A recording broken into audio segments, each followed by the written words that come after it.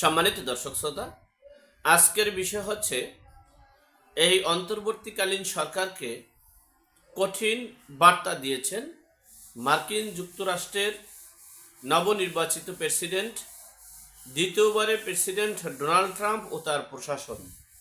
এমনকি এই অন্তর্বর্তীকালীন সরকারকে সন্ত্রাসী বাহিনী হিসেবে চিহ্নিত করেছেন এবং যে বিশ্ববাসীকে যে বার্তা দিয়েছেন সে বিষয়ে সংক্ষেপে আপনাদের সাথে শেয়ার করছি।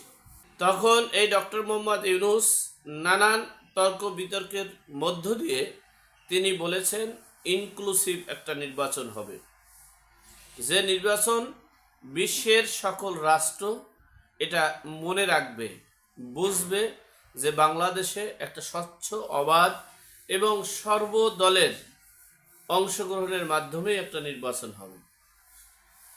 সেই বার্তাই মূলত দেশি বিদেশি আন্তর্জাতিক মিডিয়ায় ডক্টর মোহাম্মদ ইউনূস বলেছেন।